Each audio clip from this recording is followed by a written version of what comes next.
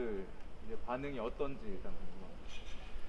저희 주민들이 지난 20년간 재개발을 염원하다가 번번이 여타 이유로 인해서 좌초가 됐습니다. 저희가 지난해 3월부터 공공재개발 사업을 통해서 재개발 사업을 추진했었는데 네. 지난 1년간의 노력이 어제 발표를 해서 결실을 맺어서 다들 환호하는 분위기입니다. 축하하는 분위기입니다. 오늘 오후에 다 또 모이기로 했어요. 예. 그러면 이제 이렇게 신청을 할 때 주민분들이 어느 정도 동의를 하셨는지 하고 이후에 이제 3분의 2 동의는 좀 쉽게 될 거라고 보시는지 어떻게 보시나요? 저희가 지난해 그 서울시와 교통부가 9월 달에 공모를 시작했지 않습니까? 저희가 한 달여 만에, 약 한 달 10일 만에 57% 동의서를 받았습니다. 네. 그래서 상당히 그 단기간에 많은 동의서를 받았고, 그래서 그만큼 주민들의 호응도가 있다는 거죠. 이후에 사업 시행자 지정 동의서가 또 받아야 됩니다. 67%를 받아야 되는데 아마도 상당수 주민들이 동의를 해서 받겠다고 생각되는 겁니다.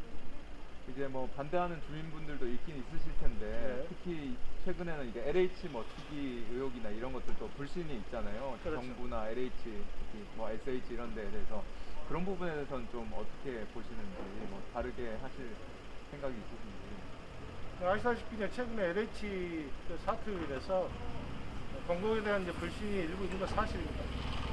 평소 또 그 반대 하셨던 분들이 LH 사태를 빌미를 삼아서 또 반대 여론을 조성하는 것도 사실이고, 그렇지만은 저희 신길 1구역을 비롯해서 어제 밤에 선정된 16곳 정비구역이 주로 해제된 지역인데, 이들 지역은 공공재개발 외에 별다른 대안이 없어요. 현실적으로. 그래서 공공재개발만이 가장 신속하고 또 통합시이라든지 인허가 절차가 굉장히 간소화되어 있기 때문에 지난 20년 동안 오랫동안 버티면서 지금 그 간절한 염원을 해결할 수 있는 가장 현실적인 방법이라고 생각합니다. 네.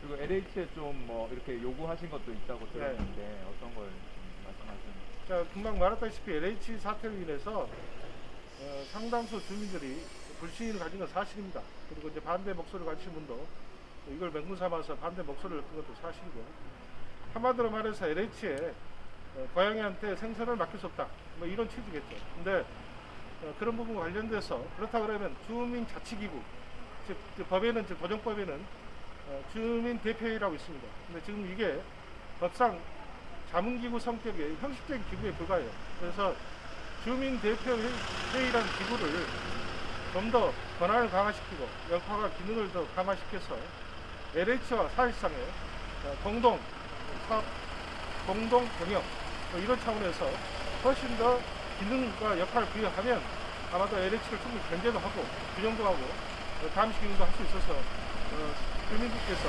굉장히 탄성률이 높아지다고 생각합니다. 거기에 대해서 뭐 LH 쪽도 긍정적으로 답이 오시나요? 제가 오늘 아침에 오전 한 10시경에 LH 핵심 관계자와 통화를 했어요. 서울 수도권 본부. 그래서 저희가 이제 사전에 이야기를 드렸습니다. 주민들이 당신네들의 이런 투기 행태 때문에 불신이 심하고 해서 여러 가지 그 이후에도 그 독일서 진구하는데 현실적 에러가 있을 것 같다. 그런데 그런 에러점을 해소하기 위해서는 주민 대표의 기능을 좀 강화해서, 권한을 강화해서 그 견제도 하고 감시도 하고 또 현실적으로 참여도 해서 역할 분담을 해서 이렇게 하면 훨씬 더 아마 동의서도 진구하는 데 편하고 3분의 2 동의서를 진구하는데 빠른 속도로 동의서가 진구될 것이다 라고 이야기했습니다. 동의를 하더군요. 네. 그러면 이제 사실 공공 재개발을 하면 이제 일부는 또 이제 뭐 공공에 좀 줘야 되는 부분이 있잖아요. 그렇죠. 뭐 조합원 그거 말고는 그런 부분이나 뭐 용적률 같은 경우나 이런 데서 좀 수익성이 좀 떨어진다라는 그렇게 보시는 주민들도 있으실 것 같은데 네. 그런 부분은 좀 어떻게 보시는지. 아시다시피 그 용적률은 지금 저희 신길 1구역 같은 경우는 이제 100%, 120%, 지금 한 300% 이종 일반인데 300%까지 이제 상향 조정이 됐습니다. 그리고 금방 말했다시피 그 아파트 임대 아파트도 조합원 분양분을 제외한 분량의 50%를 임대 아파트로 내놔야 돼요.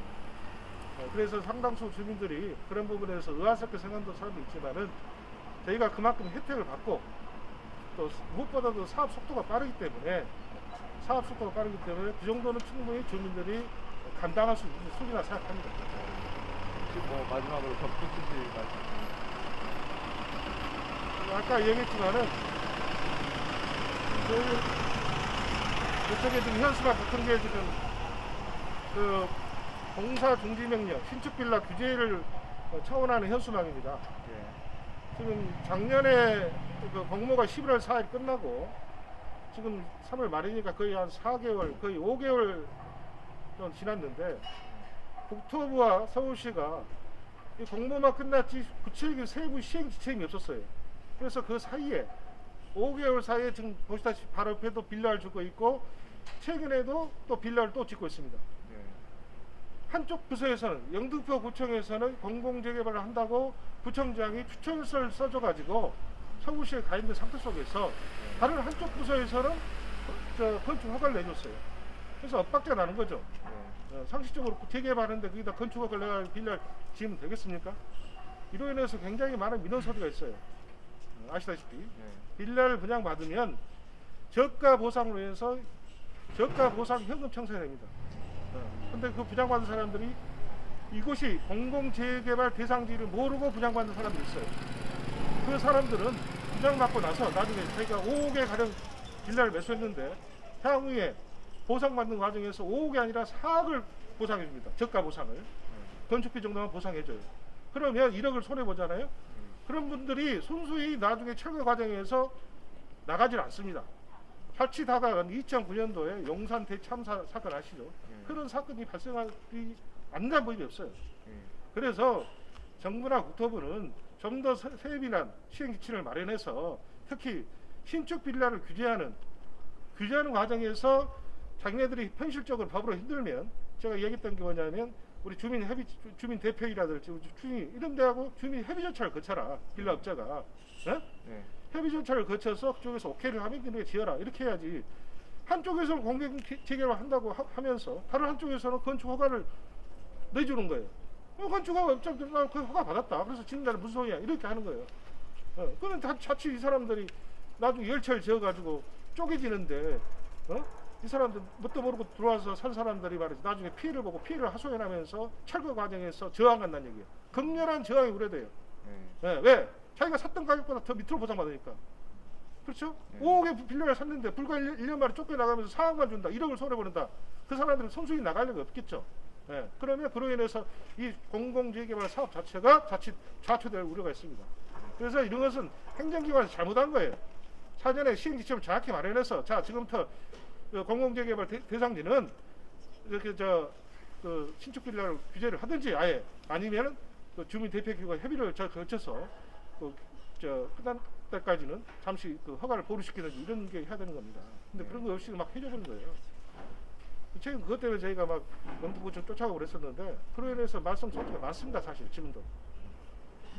알겠습니다. 예. 인터뷰는 뭐 이 정도 네. 하면 될 것 같습니다.